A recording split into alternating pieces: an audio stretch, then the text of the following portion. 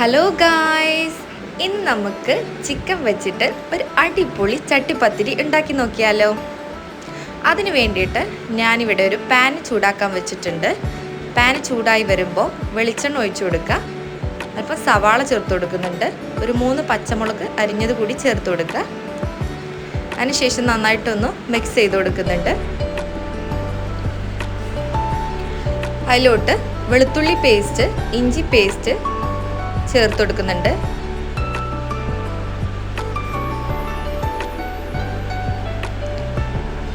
അല്പം ഉപ്പ് കൂടി ചേർത്ത് കൊടുക്കുന്നുണ്ട് കേട്ടോ. നന്നായിട്ടൊന്ന് മിക്സ് ചെയ്ത് കൊടുക്കുക. അതിലോട്ട് മഞ്ഞൾപ്പൊടി, ഗരം മസാല, അല്പം പെപ്പർ പൗഡർ കൂടി ആഡ് ചെയ്ത് കൊടുക്കുക.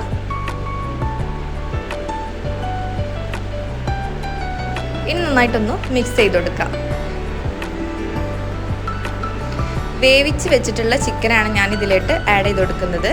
അല്പം മല്ലിയില കൂടി ചേർത്ത് കഴിഞ്ഞാൽ നമ്മുടെ മസാല റെഡി ആയിട്ടുണ്ട്. ഞാൻ അല്പം കരിവേപ്പില കൂടി ചേർത്ത് കൊടുത്തിട്ടുണ്ട് കേട്ടോ. ഇനി നന്നായിട്ടൊന്ന് മിക്സ് ചെയ്ത് കൊടുക്കുക. ഇതിവിടെ റെഡി ആയിട്ടുണ്ട്.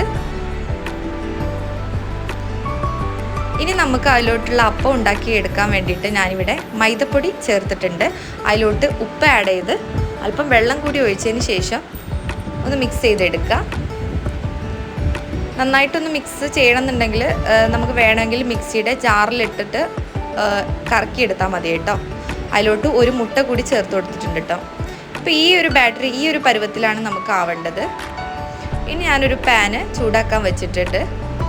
പാന് നന്നായിട്ട് ചൂടായി വരുന്ന സമയത്ത് നമ്മൾ ദോശയൊക്കെ ചുട്ട് എടുക്കുന്ന പോലെ തന്നെ ഒന്ന് ചുറ്റിച്ച് എടുക്കാം. ഒരു സൈഡൊന്ന് നന്നായിട്ട് വെന്ത് വരുന്ന സമയത്ത് നമുക്കൊന്ന് മറ്റേ സൈഡ് കൂടി വേവിച്ചെടുക്കാം. ഒരു 4 മുട്ട എടുത്ത് അതിലേക്ക് കുറച്ച് പെപ്പർ പൗഡർ ആഡ് ചെയ്ത് കൊടുത്തിട്ടുണ്ട്. വേറൊരു പാൻ അടുപ്പത്ത് ചൂടാക്കാൻ വെച്ചതിന് ശേഷം അതിലോട്ട് അല്പം നെയ്യ് ഒഴിച്ചു കൊടുത്തിട്ടുണ്ട്. അതിനുശേഷം നമ്മൾ നേരത്തെ ഉണ്ടാക്കിയ ഓരോ ദോശ വെച്ചിട്ട് ഈ മുട്ടയുടെ ബാറ്ററിൽ മുക്കിയിട്ട് ചട്ടിയിലോട്ട് സെറ്റ് ചെയ്ത് കൊടുക്കുക. അതിന് മുകളിലോട്ട് നേരത്തെ ഉണ്ടാക്കിയ മസാല കൂടി ആഡ് ചെയ്ത് കൊടുക്കുക. വീണ്ടും അതേപോലെ തന്നെ അടുത്ത ദോശ കൂടി അതിൻ്റെ മുകളിലായിട്ട് സെറ്റ് ചെയ്ത് കൊടുക്കുക.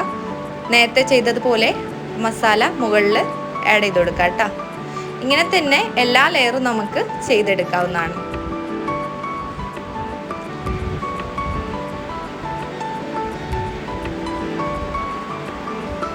ഇപ്പം ഏകദേശം ഞാൻ എല്ലാ ലെയറും ചെയ്തെടുത്തിട്ടുണ്ട്. ബാക്കി വരുന്ന മുട്ടയുടെ മിക്സ്ചർ നമ്മൾ സൈഡിലോട്ടും ബാക്കിയുള്ള സ്ഥലങ്ങളിലേക്കൊക്കെ ഒഴിച്ചു കൊടുക്കുക കേട്ടോ. അതിനുശേഷം ഞാനിതൊന്ന് അടച്ചെടുക്കുന്നുണ്ട്. ഒരു 30 മിനിറ്റ് ഇത് കുക്ക് ചെയ്യുക. ഒരു സൈഡ് നന്നായിട്ട് വെന്ത് വരുന്ന പോലെ 30 മിനിറ്റ് നമ്മൾ വേവിക്കാൻ വെക്കുന്നുണ്ട്. അപ്പോൾ നമ്മൾ ഒരു സൈഡ് നന്നായിട്ട് വെന്ത് വന്നിട്ടുണ്ട്. ഇനി വേറൊരു പാനിൽ ചൂടാക്കിയിട്ട് അതിൻ്റെ മറ്റേ സൈഡ് കൂടി നമുക്ക് കുക്ക് ചെയ്തെടുക്കാവുന്നതാണ്.